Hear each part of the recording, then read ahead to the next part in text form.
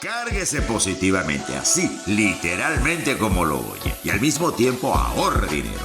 Aprovechando las ventajas del agua alcalina, elimine todo tipo de metales pesados y otras impurezas del agua que usted y toda su familia ingieren. Solamente eso lo logra tomando agua purificada. Para ello debe contactar al Dr. Water, quien realizará el test del agua que usted y su familia consumen en su hogar, totalmente gratis y sin compromiso. Recuerde, Dr. Water, Florida. Todos quieren saber quiénes son los responsables de mi imagen digital. Los responsables de mi imagen digital son la gente de Tono Creativo, que más que una agencia de publicidad, son especialistas en hacer todo lo que tu marca necesita. Diseño de página web, diseño gráfico, producción y edición audiovisual, manejo de redes sociales y mucho más. Tono Creativo, el mejor diseño para que tu marca destaque en el mercado.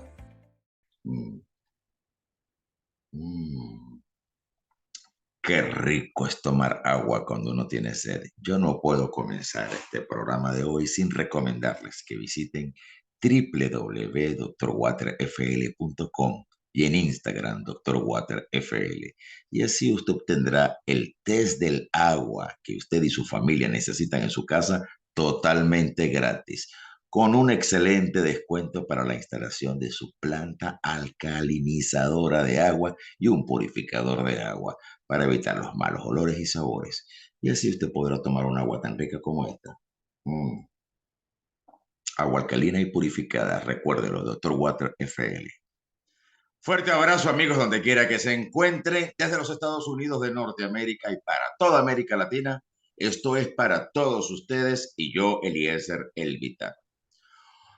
Hoy tengo como invitado al doctor Carlos Tineo. El doctor Carlos Tineo es médico cirujano egresado de la Universidad de los Andes, especializado en psiquiatría y farmacodependencia del Hospital Psiquiátrico de Caracas. Además es un homeópata certificado debidamente por la Asociación Venezolana de Medicina Alopática. También tiene una especialización en gerencia de salud y por si fuera poco, el doctor Tineo tiene el plus de que es especialista también en psiquiatría infantil. Además de ello, es autor de libros de texto, articulista para revistas de mucha importancia, profesor universitario, profesor de pregrado, ¿para qué les digo más? Amigo ya de la casa, el doctor Carlos Tineo. ¿Cómo está, doctor? Una vez más, para mí es un gusto darle la bienvenida para todos ustedes. Agradecido por tu invitación, Eliezer. Siempre aprovechar este espacio es importante para todos los médicos y todas las especialidades. Y también para nuestra audiencia. Por eso es que yo siempre le pido a mis colegas que vamos a bajar un poquito el nivel de tecnicismo del lenguaje que empleamos para que nuestra audiencia, porque el programa es para todos ustedes que no son médicos también, entiendan lo que está sucediendo. Doctor, 30 de marzo del año 2024 se conmemora un año más del día del trastorno, el desorden por trastorno bipolar, una enfermedad psiquiátrica que, según reportes de la Organización Mundial de la Salud, actualmente afecta a unos 980.000 millones de personas en el mundo. O sea, casi 1.000 millones de personas en el mundo presentan un desorden por trastorno bipolar. Para nuestra audiencia, vamos a comenzar por definirlo. ¿Qué es el trastorno bipolar? Muy bien. Bueno, en efecto, como señalaste hace algún momento, fíjate, la estadística está más o menos en eso, un 2% de la población mundial. Eso, déjame decirte que es un número nada despreciable, es un número alto, tanto como tú lo estás mencionando en números totales, ¿no?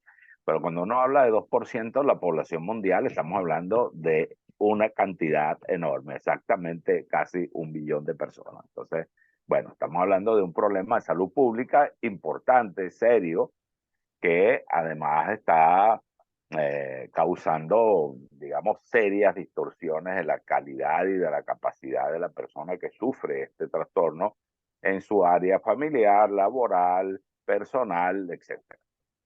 Y bueno, en efecto, el trastorno bipolar eh, se llama así, se llama bipolar, precisamente porque es un trastorno que está balanceándose, por decir una palabra que a lo mejor no es tan asertiva en este caso, pero que está, digamos, entre estos dos polos, o hacia estos dos polos, el polo de la depresión y el polo de la manía o de la hipomanía, ¿sí? Entonces, Ujú. por eso se llama así.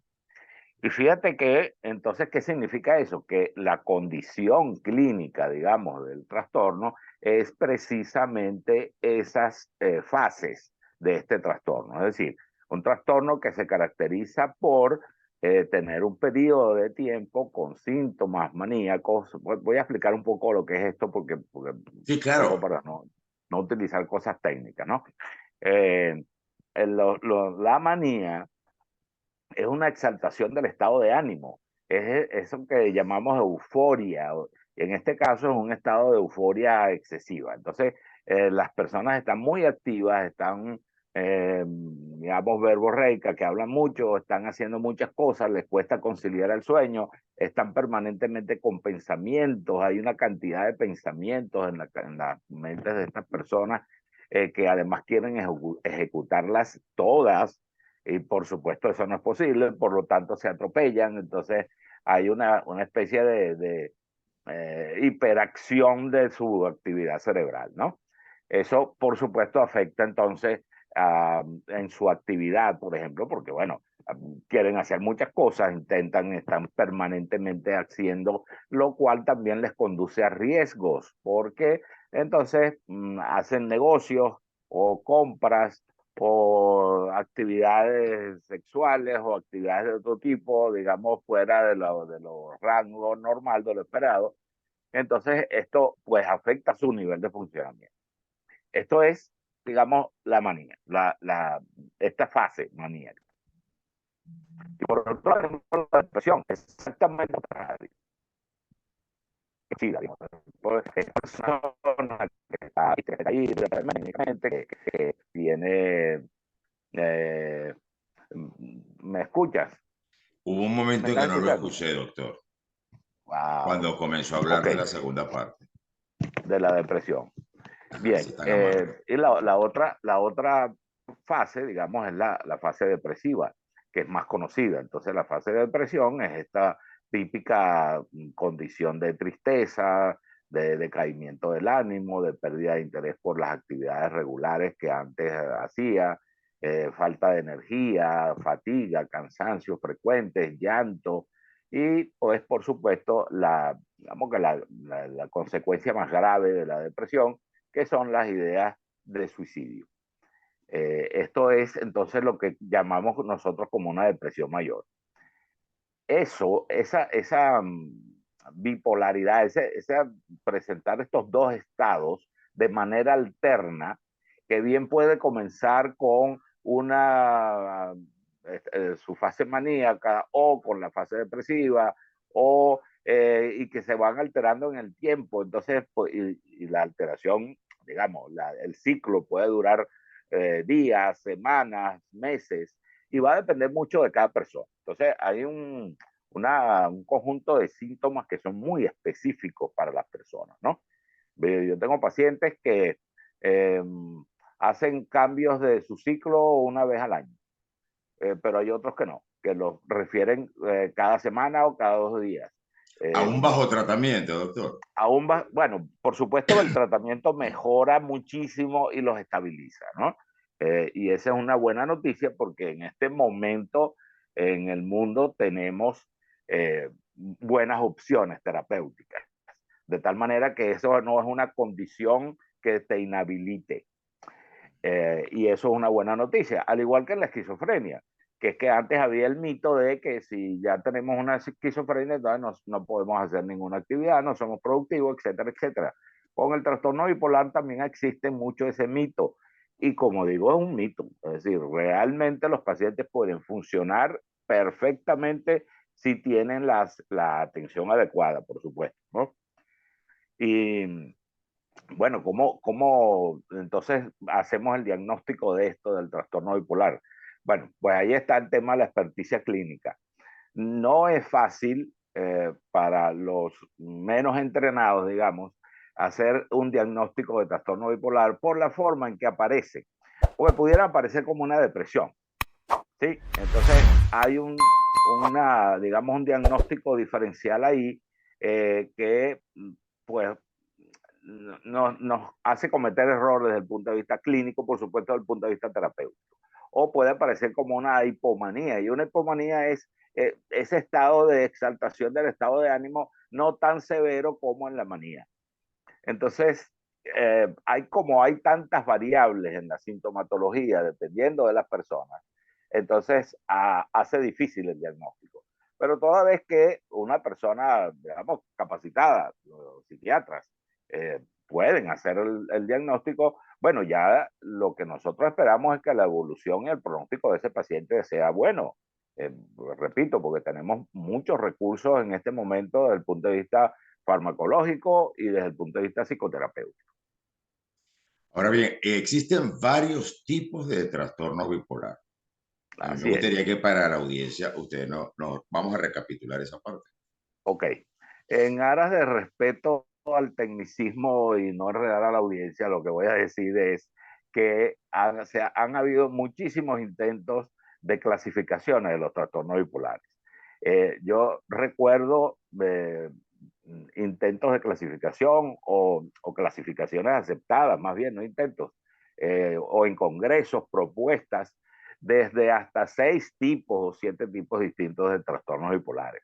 ¿Y cómo se diferencia uno de otro? Bueno, voy a evitarme el tema del tecnicismo porque realmente son sutilezas semánticas, es decir, sintomáticas, ¿no? Comenzó con tal síntoma y luego el otro, y la intensidad de este es tanto, el tiempo de duración es tanto. Entonces hay una serie de criterios clínicos que hacen que nosotros podamos diferenciar algunos de esos tipos. Al final, por un tema lógico yo diría, de practicidad clínica, nos hemos quedado con la clasificación en diagnóstico tipo 1 y tipo 2 de trastorno bipolar. Creo que eso es más aplicable, es más sensato, y Más bueno, ya práctico. el clínico se encargará de hacer digamos, un estudio minucioso de los síntomas de su paciente, porque repito, son distintos en cada persona. Y yo tengo pacientes que con el mismo diagnóstico, con síntomas, apariciones y ciclos totalmente diferentes, ¿no? Entonces, bueno, finalmente nos quedamos con digamos, ese criterio de trastorno bipolar 1, trastorno bipolar 2, según la aparición de los síntomas y la intensidad de los síntomas sea más importante en la manía o en la depresión.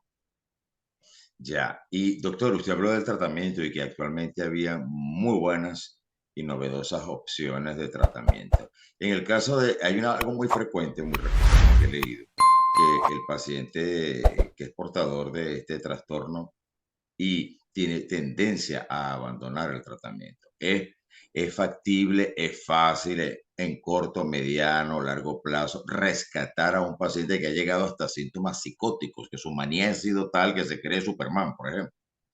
Claro. Le Sí, pues, pregunto. bueno, fíjate, están mencionando el tema de la gravedad, ¿no? Del Sí, trastorno.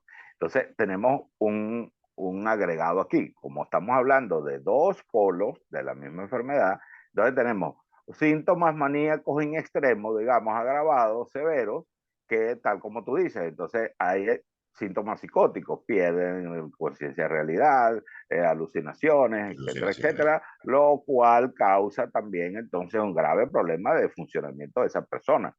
Y por el otro lado tenemos los síntomas depresivos, y los síntomas depresivos cuando se hacen severos, lo que llamamos depresión mayor, eh, entonces tenemos el gravísimo problema del suicidio, de los intentos de suicidio. Entonces tenemos un trastorno que afecta estos dos estados anímicos y que si se hace intenso y se va agravando en el tiempo, tiene complicaciones importantes. Ahora, sobre el tema del mantenimiento del tratamiento, mira, yo siempre he dicho que una de las cosas importantes en psiquiatría y el tratamiento con los pacientes es la educación, ¿no? es que el médico le dedica un tiempo a educar a su paciente y a los familiares. Porque una cosa que sucede aquí con mucha frecuencia es que el propio paciente no se da cuenta de cuándo está iniciando los síntomas de una u otra fase. En cambio, los familiares sí. Sin Mm. embargo, el paciente los descalifica. Y la razón es precisamente este tema de la falta de formación, de la falta de entrenamiento en conocerse a sí mismo, en conocer su enfermedad y además en el conocimiento de la familia. Y por eso es tan importante esto, es decir, es cómo evitamos las recaídas en estos pacientes. Bueno, pues lo evitamos garantizando el tratamiento. El tratamiento es, decía, fármacos, o si quieres hablamos un poco de eso, y psicoterapias, eh, tanto al paciente como a la familia. Entonces, ese proceso de enseñanza, de aprendizaje, de educación familiar, es lo que realmente garantiza el cumplimiento del tratamiento. Porque en efecto, la tendencia es a abandonar el tratamiento porque estamos hablando de una condición crónica, como la esquizofrenia. Entonces, en la esquizofrenia, la tendencia es la misma. Entonces, al paciente termina abandonando la medicación. Cuando abandona la medicación, tiene recaída. Entonces, evitar eso implica todo este proceso de, digamos, de educación sobre la condición de la enfermedad. Toda vez que nosotros logramos eso y que logramos un esquema de tratamiento individualizado para ese paciente, porque ese es el otro punto aquí, tenemos opciones farmacológicas, pero no hay una receta. Debemos individualizar, ¿sí? Y ahí está otra vez el ojo clínico del terapeuta, pues, porque toda vez que logramos individualizar el tratamiento, entonces podemos garantizar una buena evolución y, digamos, funcionamiento de vida de esa persona. Claro. Si bien es cierto, doctor, y lo hemos conversado antes, usted y yo en este espacio, del riesgo tan grande que representa el paciente con una condición de depresión, porque es un riesgo para sí mismo, no es menos cierto que cuando nos vamos al otro polo, al polo de la hipomanía, de la manía de este tipo de pacientes, ya no son un riesgo tanto para sí mismos, aunque lo son, pero es mayor la probabilidad de causarle riesgo a otras personas. Usted me corrige si me equivoco. No, no te equivocas, así es, tal cual. Y lo otro, doctor, cuando un paciente, por ejemplo, la edad, le quería preguntar, la edad puede ser una pregunta que se haga a la audiencia, la edad más frecuente de aparición de los síntomas para hacer el diagnóstico, ¿cuál sería? Ok, la edad más frecuente está alrededor de los 30 años, así como en la esquizofrenia. Sin embargo, Mm. fíjate, importante qué buena pregunta, por lo siguiente. Tenemos, tal como tú dijiste, yo también soy psiquiatra infantil, tenemos trastornos bipolares en niños. Y esto es muy importante saberlo porque como hemos conversado en otras ocasiones, es que nosotros pensamos que los niños no se deprimen, que los niños no tienen ideas de suicidio, que los niños no se suicidan o que los niños... Entonces, no, un niño hipomaníaco parece mucho un niño tremendo, travieso, pero resulta que lo que tiene es un trastorno de su humor, del estado de ánimo. Entonces, en niños tenemos, fíjate, este síndrome de hiperactividad con déficit atencional, que cada vez se está haciendo como que más frecuente y más diagnosticado también, por fortuna, tiene muchos síntomas que se pueden parecer a este trastorno bipolar. Entonces, lo que quiero es, digamos que dejar la orientación de también existen niños. Por supuesto, es más frecuente en los adultos, alrededor de esta edad que te dije. Eh, también digamos, en cualquier clase social, ¿no? No hay una selectividad del trastorno. Sucede en cualquier raza, en cualquier edad, en cualquier clase social, eh, en hombres y en mujeres. Eh, entonces, bueno, porque es que el tema es que con este trastorno es que no conocemos exactamente la causa. Sabemos que hay un desequilibrio químico a nivel cerebral. Eso lo tenemos claro. Ahora, el origen de esto pues bueno, como todo en psiquiatría y creo que en las otras especialidades también, tenemos siempre un factor genético ahí y un factor epigenético, es decir, las circunstancias de la vida o los modelajes que tenemos o las circunstancias que nos han tocado vivir y cómo la hemos interpretado en ese momento y las hemos desarrollado en nuestra vida. Entonces, esa combinación de esos dos elementos, genética y epigenética, bueno, pues producen esta alteración química en el cerebro. Y por eso es que el tratamiento básicamente está dirigido a corregir esa alteración química. O sea, y algo que nosotros vemos con mucha frecuencia en la práctica médica, el estilo de vida de los padres, los hábitos psicobiológicos de los padres. A esto me refiero con esto al consumo de alcohol, de cigarrillos y sustancias de abuso. Por supuesto, va a tener una influencia o va a aumentar la probabilidad de que ocurra. Ujú. ¿Cierto o no? Sí, así es. Perdón. Primero de que lo cause o que lo agrave. Entonces, Ya. y viceversa. Entonces, la persona que tiene una condición de trastorno bipolar, por ejemplo, en una fase maníaca, es mucho más propenso al consumo de drogas, al actos delictivos, a consumos de alcohol, etcétera, etcétera, que una persona que no tiene esta condición. Y lo mismo pasa con los síntomas depresivos. De hecho, es que el consumo de alcohol, por ejemplo, está asociado con la depresión. Y entonces hay una especie de huella genética que es común para ambas cosas. Sí, Entonces fíjate señor. cómo hay una interrelación, digamos, de reciprocidad ahí entre el trastorno bipolar y estos elementos, como bien señalaste tú, el consumo de alcohol de los padres, el consumo de droga, la calidad de vida y todas estas cosas. Entonces, Perdón. pues una refracta la otra, ¿no? Por supuesto. Hay algo que nosotros habíamos comentado la última vez que conversamos, doctor, y es que, número uno, la psiquiatría o en general las ciencias que se encargan de la salud mental, incluyendo la psicología, son las cenicientas de la salud pública. Nunca hay presupuesto para los problemas de salud pública, para atender a la población con problemas de salud pública. Y lo otro es ese mito que existe en la población de que yo no voy a llevar a mi hijo ni al psicólogo ni al psiquiatra porque me lo van a medicar, me lo van a drogar y no es posible que mi hijo pase todo el tiempo drogado. Yo quiero que sea usted, doctor, o mejor dicho, me gustaría que fuera usted como voz autorizada muchísimo más que yo, porque usted es el especialista, le aclare este mito a la gente, a nuestra audiencia que pudiera estar pensando lo mismo. ¿Por qué se lo pregunto? Muchos niños, como usted lo acaba de mencionar, que son portadores del síndrome del trastorno por déficit de atención o el trastorno de hiperactividad, los padres no quieren llevar a los hijos al médico porque según ellos se los van a drogar, se los van a medicar de una manera tal que los niños van a estar en una especie de atontamiento. Y también ocurre con niños más grandes y adolescentes. No, yo no voy a llevarlo al psicólogo, a él lo que le hace falta son dos buenos correazos.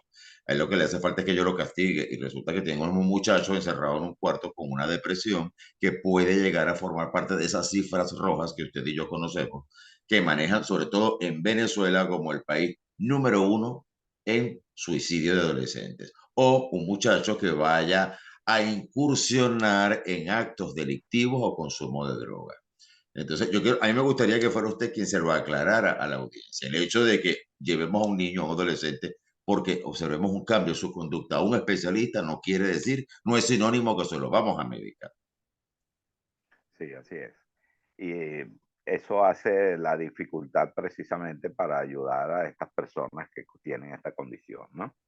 Y volvemos al punto que tú decías al inicio de esta expresión, el tema de que la salud mental es la cenicienta en la salud. Entonces, porque, ¿de qué se trata esto? Se trata de un tema de educación a la Ujú. población, ¿sí? Los padres entienden que deben ir a llevar a sus niños a vacunar porque esa es una forma de evitar que su niño adquiera una enfermedad que luego le va a traer consecuencias serias. Ahora, ¿cómo entienden los padres eso? Bueno, porque ha habido toda una campaña durante muchísimos años de información de la necesidad del tema de las vacunas, de su control regular con el pediatra o con la consulta de pediatría. Entonces, tenemos una especie de formación en eso. Yo recuerdo de mis años de estudio, incluso habían campañas de visitas domiciliarias para ponerle las vacunas a los niños y tal, iban las enfermeras y tal, ¿no? O en los colegios también iban. En los colegios. Entonces, digamos que había todo un plan de educación ciudadana con respecto a esto. Planificación, ejecución de políticas públicas a favor de los ciudadanos, cumplimiento del artículo 83 de la Constitución de la República Bolivariana de Venezuela, derecho a la salud. Totalmente. Eso es Entonces, algo en de lo que eso la se... gente tiene que estar claro. Que Sí, el día que le entonces, lleven una campaña de vacunación o les lleven un médico a su barrio, a su zona donde viven, no les están haciendo un favor. Y tampoco tiene que estárselo cobrando ninguno con votos, ni con correcto. preferencias político-partidistas. Pero eso es otro tema. Un tema muy relacionado con esto. Pero está muy relacionado, que es lo que siempre hemos dicho, es muy difícil hablar de salud, especialmente de salud mental, si no hablamos de las políticas de salud, Es porque que salud en es que de general, eso se doctor. trata.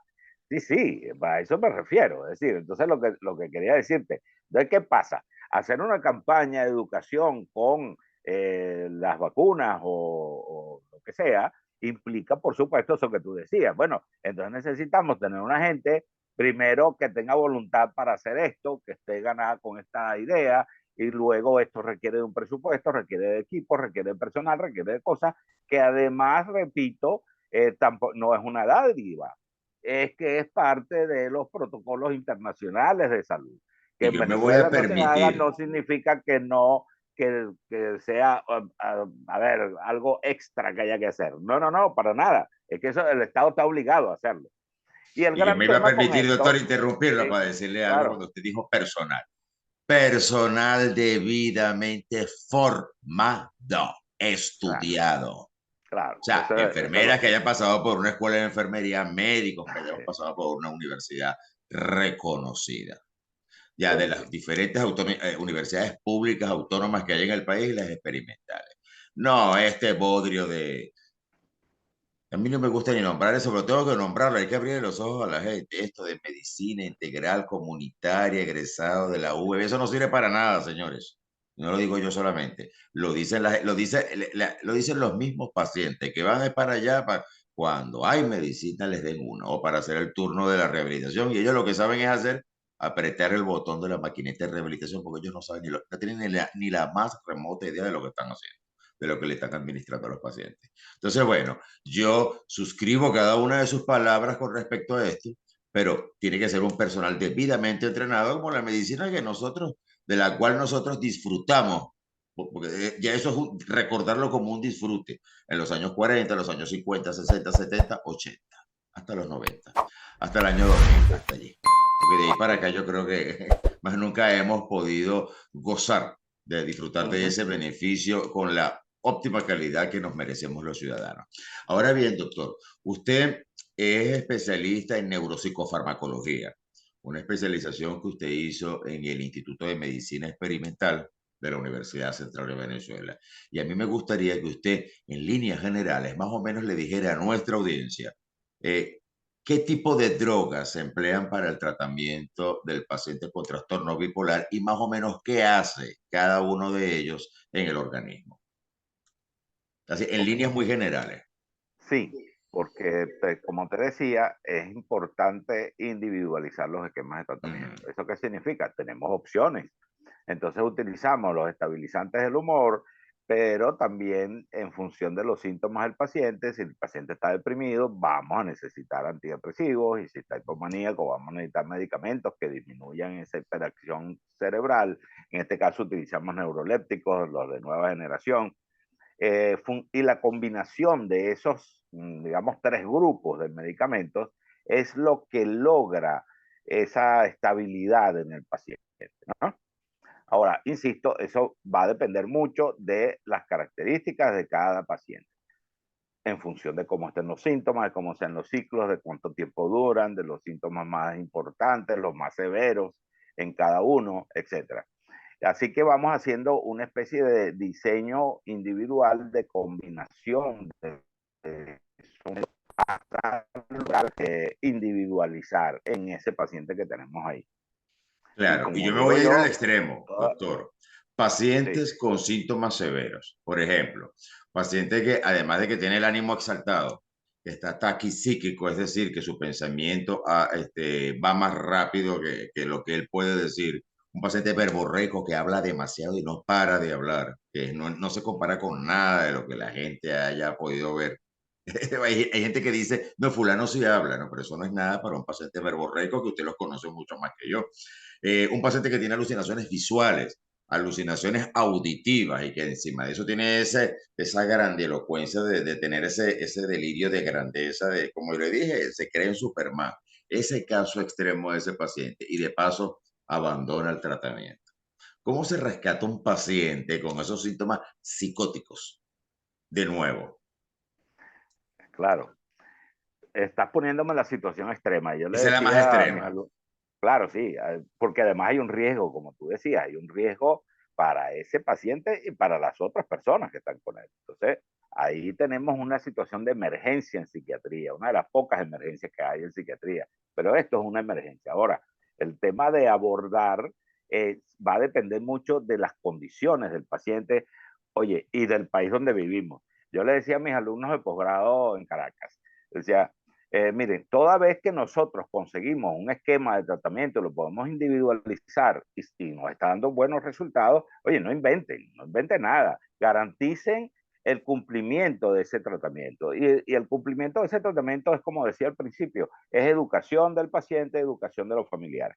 Cuando no tenemos eso, suceden estos extremos que tú mencionas. Entonces el paciente abandona el tratamiento, los familiares de alguna manera también lo hacen. Sí, Yo escucho cosas como, lo he pero visto. es que él estaba muy bien y entonces, bueno, y usted sabe, no conseguimos el medicamento y ahora está muy costoso y yo lo veía bien y entonces, bueno, y al final, pues, los propios familiares participan en esa saboteo de la medicación, ¿no? Exactamente, esa es la palabra. Sabotear al Sí, paciente y en muchos casos hay negación. No, mi hijo o mi hija no está tan mal. claro, Esas son exageraciones de fulano de tal. Doctor, así es. yo hace poco tuve una experiencia. Fíjense las cosas de las casualidades de la vida. Estamos grabando este programa para conmemorar esta fecha tan importante en lo que se refiere a salud mental y yo hace poco conocí una persona que estaba en una crisis así. Y yo no lo podía creer porque yo jamás había conocido a un paciente con trastorno bipolar en crisis. Los había conocido que me dicen, no, que yo estoy medicado porque yo sufro de trastorno bipolar, estoy en tratamiento. ¿Y cómo te sientes? Ah, no, mientras yo me tomo mi pastilla estoy chévere. Y no tienen problemas ni en su trabajo, ni con su familia, ni en ninguno de sus entornos. Pero conocí a esta persona, yo decía, Dios mío, pobre familia, pero la misma familia contribuye porque ellos son muy manipuladores, esa es otra cosa. Ellos Claro, son manipuladores y si es una persona que tiene un grado de instrucción, un coeficiente intelectual alto, no le quiero contar. Bueno, se lustran los zapatos con la familia y la familia no puede hacer prácticamente nada. No, o sea, no puede, por ejemplo, aquí en los Estados Unidos, a menos que se esté causando daño así o a otro, la familia no puede llamar al 911 para que lo vengan a buscar. Nosotros allá sí podemos, a pesar de los grandes problemas que tenemos, allá todavía la gente puede contar con que la policía vaya a ayudar a una familia con un paciente exaltado así, porque van los bomberos y los trasladan a los hospitales. Aunque bueno, ¿con cuántos hospitales psiquiátricos contamos ahorita en Caracas, doctor, en el sector público? bueno, creo que lo hablamos en una ocasión. Cada Sí, vez los hospitales psiquiátricos, sabes, seguramente que el Hospital del Este, el Hospital del Peñón fue cerrado hace varios sí, años. sí. El Hospital Psiquiátrico de Caracas tiene apenas 20 o 30 camas disponibles. En el clínico tenemos menos de 20 camas disponibles, etcétera, etcétera. Entonces, tenemos la gran dificultad de atención al paciente, a una emergencia en psiquiatría. Y tal como tú señalabas, un primer paso es cómo lo trasladamos, porque este es un paciente que no puede ser manejado en casa. Este es un paciente que hay que hospitalizar, Ujú. especialmente por este tema de los riesgos. Y esa es parte del asunto de la educación de la que yo he hablado, ¿no? Yo esto se los comento a los familiares de los pacientes precisamente para que entiendan la necesidad del cumplimiento de tratamiento y evitar esto. Al final lo aprenden por sus propias experiencias porque el paciente deja el tratamiento, los familiares se lo sabotean y hace la crisis en casa y es muy difícil manejarlo, porque es un paciente que además de que es manipulador, etcétera, también es agresivo y además está alucinando, no tiene conciencia de realidad. Entonces, si él escucha una voz que le diga, hazle daño a tal persona o mata a tal persona, pues lo va a hacer, porque no tiene juicio, no tiene conciencia de lo que está pasando. Entonces eso lo hace, lo pone en una situación de riesgo a él, ¿no? De peligro a él y a los familiares.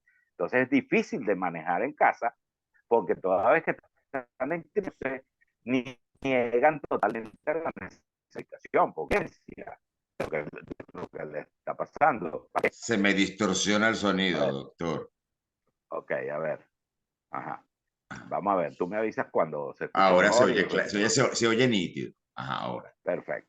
Entonces, te decía que un paciente en esa crisis es muy difícil de manejar en casa. Al final, yo invierto tiempo de la consulta haciéndole estos ejemplos que tú mencionaste ahorita a los familiares de los pacientes para que hagan conciencia de la importancia de la medicación y evitar estas crisis. Sin embargo, terminan aprendiéndolo por la vivencia. Es decir, el paciente termina abandonando el tratamiento, hace la crisis en casa y entonces los familiares se ponen las manos en la cabeza y no saben qué hacer.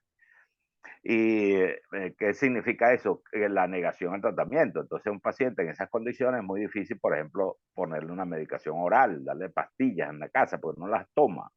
Y si está agresivo, pues mucho menos, porque entonces para los familiares del paciente. Entonces, en esas condiciones, lo que está indicado es hospitalizar. Ahora, hospitalizar implica, primer punto, trasladar. Y tal como tú señalaste, nosotros en Venezuela tenemos eh, este apoyo con defensa civil, bomberos, tal. Ajá, Es decir, así gente bien. que realmente fue muy bien entrenada, que fueron preparados, que además tienen un excelente rapport humano, etcétera, pero que también tienen serias limitaciones en este país. Porque bueno, no cuentan con los recursos, no cuentan ni vehículos. De Eh, repente la ambulancia tiene camilla, pero no tiene correa de seguridad, por ejemplo. eso, Por por mencionar ejemplo. lo menos. Exacto, así es, tal cual. El punto, a veces no tienen la ambulancia disponible, es decir, Ujú. la ambulancia no tiene batería, no tiene caucho, no tiene cosas, si es que la tiene. Y muchas veces dicen, no, pero es que yo no puedo trasladarlo, etcétera.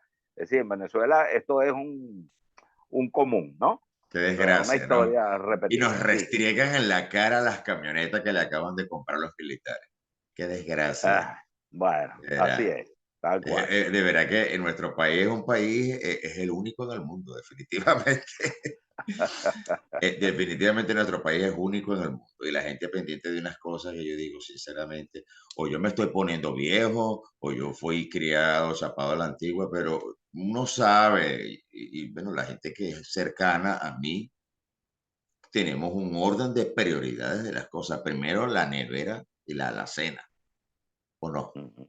Claro Primero que que sí, eso, el techo, los servicios, el colegio de los chamos, eso es lo primordial. Después de allí, si queda para un viajecito para la playa, y si no, bueno, se da una vuelta por la así es, urbanización. Pero yo no voy a dejar de comer para pagar una entrada a ver a ningún artista, por muy importante que sea. Yo no voy a dejar de comer por eso. Pero exactamente. eso forma mucho parte de lo que es la escala de valores, lamentablemente invertida. Ujú. Eso es a nivel de todo el mundo, pero a nosotros nos duele porque es nuestro país, pues. Doctor, Claro. nos queda un minuto. A mí me gustaría que usted le enviara un mensaje final a todas esas familias que sufren, que padecen con un pariente enfermo, porque eso no es una enfermedad del trastorno bipolar, ya sea hacia una persona que esté inclinada hacia el polo de la tristeza o hacia el polo de la euforia. Un mensaje final para ellos, doctor. Sí, siempre les transmito a los familiares, especialmente los venezolanos, porque sé de qué se trata la situación aquí, lo difícil que tenemos el tema del abordaje, de los medicamentos, de la atención, que no duden en buscar ayuda. Siempre les pongo a la orden y que lo busquen, por favor, los teléfonos de la Sociedad Venezolana de Psiquiatría, de la Sociedad Venezolana de Psicología, donde le pueden dar orientación gratuita de qué hacer, porque esto no es fácil manejarlo. Sin embargo, cuando se maneja adecuadamente, la buena noticia es que esta persona puede llevar una vida totalmente normal. Lo único que necesita es cumplir ese esquema de tratamiento, digamos, médico, farmacológico y la psicoterapia, la ayuda psicoterapéutica. Y bien amigos, él fue el doctor Carlos Tineo, médico psiquiatra venezolano. Esto fue para todos ustedes y yo, Eliezer Elvitar, les pido por favor que se me cuiden mucho hasta la próxima emisión del programa y muchísimas gracias por su audiencia.